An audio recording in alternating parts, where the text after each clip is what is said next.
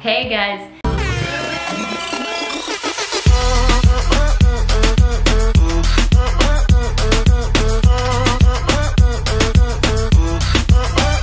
It's a few days later from my previous LA information video, and I'm answering the remaining questions today. Now, don't come for me, most of these questions were asked in Greek, but I'm only replying in English so that anyone who's watching this video from anywhere around the world can benefit from it. Okay, so a question that I got a lot was how much did the classes cost, either individually or as a package. And I talked about this in the previous video, and you can also find information on each one of the studio's websites. So I don't want to spend too much time on this because you can easily find this online. Another question that I got was, how did you deal with so many people being in one room? This was before COVID, so it was alright.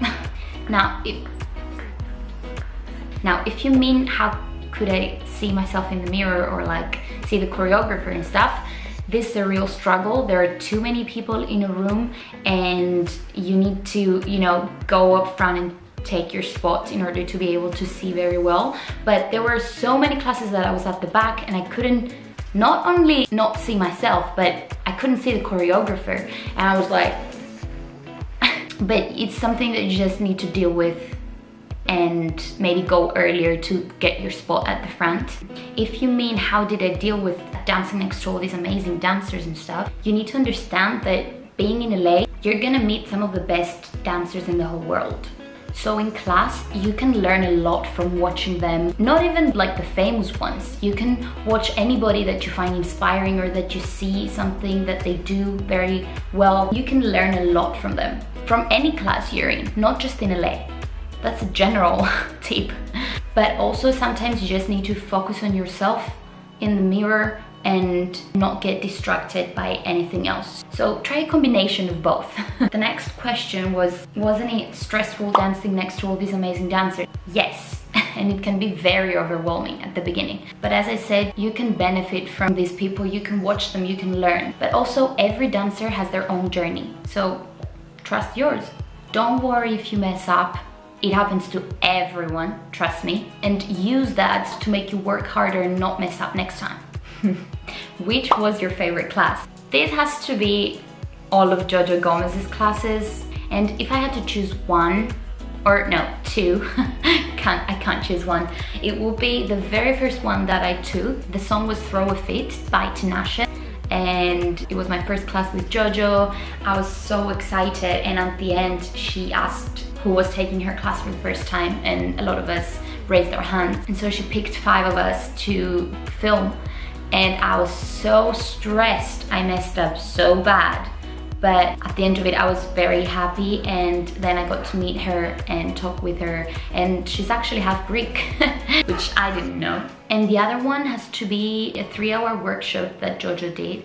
And we sat in a circle at the beginning and we talked about some issues. And the song that she did was Girl by Maren Morris. I remember I cried throughout the whole class. It was that emotional. Ooh, I have a third one, I'm sorry. That has to be Sucker by the Jonas Brothers. That was the last class that I took of Jojo's, and it was a collab with Jay Codish. It was supposed to be partner work, but I chose to do it by myself. And the last time that we were dancing it in our groups, I remember when we finished, Jojo came up to me and she hugged me and she was like, "Good job, girl, you've improved." And I was like, and yeah, I love her so much. Were the choreos difficult? Yes, of course. That's the whole point, isn't it? Of course they're difficult. The first few classes that I took, I couldn't even remember the whole choreo or extend my movements. But you just need to train and you will eventually get better. Okay, how did you deal with the exhaustion? As I said in the previous video, I took 16 to 18 classes per week, so I was exhausted most of the time. The only thing that I can say here is to treat your body right. I mean, work hard, but take a day off once a week maybe to rest, chill at home all day, or go for a walk or take a bath. How did I make the decision to go on my own? You know, it was a difficult decision to make, but it was also one of the best ones that I made in my whole life. And I think if you really want to pursue dance as a career, it is a strong step to do that. I'm not saying you're gonna become a professional just because you went to LA and trained. You need to have a lot of technical background and years of training and a degree maybe. I'm not gonna lie, living by myself, miles away from my family and my friends, was very difficult, especially at the beginning, because you know, you go to a place by yourself, you don't have any friends or you don't know anyone, and it was really difficult. And I used to wake up and cry every day for the first few weeks. But then I started making friends, meeting new people, and things started to get better. Like when I was in class, I was always, you know, perfect. I don't know why it wasn't at night, but it was actually in the morning that I felt like I needed to cry. I FaceTimed my family, my friends, they helped me a lot, and then I started getting used to it, and it was just amazing. Okay, a lot of you asked what my experiences with auditions were. I only went to a few auditions. I went to a Clear Talent agency audition just to try it out, and that was the first time I realized that they actually look at Instagram followers at auditions, because I had to put my name and then next to it my Instagram handle and then how many Instagram followers I had. I was very surprised, but that's the world we live in now. So you need to take your headshot with you, with your CV at the back.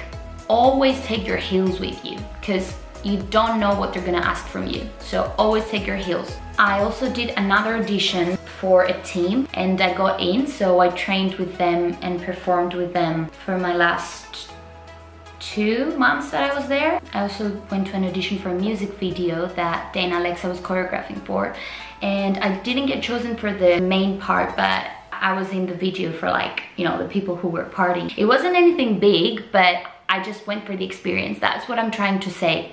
Don't let chances go to waste. Don't let chances like this go to waste. If there's an audition, just go, okay? I get this question a lot. Did you have a job while training? I did not, because I wasn't allowed to. You need to have an artist visa in order to be able to work in the United States, because I'm a European citizen. I think it's better that I didn't, because I only went for 6 months and I only went for training. It's a different situation if you want to go and live there. You need to start the procedure for getting your artist visa, and there's some documents that you need to have. You need to work this out with a lawyer and have the money to do it. And I think it's a big decision to do that, because you're committing to living in LA for a period of time. So no, I did not have a job because I couldn't. Were the people kind? There's people from all over the world there, so I can't just talk about, you know, LA people. Most of the people are kind, yes. And you meet people wherever you go. Like, someone's gonna come up and talk to you, or you can go and talk to someone and they'll be open to talk to you. And you mostly meet artists basically wherever you go, because they're everywhere in LA. And that's really good, because you're also networking with people. For example, I was with my friends having a barbecue on a Sunday, I think, and a girl came up to us and invited us to her album release party that was happening at the building that we were in. And we went there and we met 2 singers that actually had a new song coming out in the next few months, and they wanted us to be in it. That's how it happened, basically. And we danced in their music video. So we went to this album release party and ran into a group of spunky girls that turned out to be some really dope dancers. So networking is very important. Okay, last question is Broadway Dance Center in New York or Millennium Dance Complex in LA. I would say it depends on the styles that you want to do. Okay, that was it. I hope I replied to all of your questions about LA. If you have any other questions, I would love to help you. I'm gonna be posting my dance content on this channel, but maybe I'll do some more of these videos sitting down and talking about some issues. I'm not really comfortable doing it. I think it shows because I've never sat and spoken to a camera, but I only did this to help you guys because I've had so many people asking me about LA since I came back. And I hope you really benefited from these couple of videos. Go and watch the previous one if you haven't. I'll put the link somewhere here. Thank you for watching. Bye.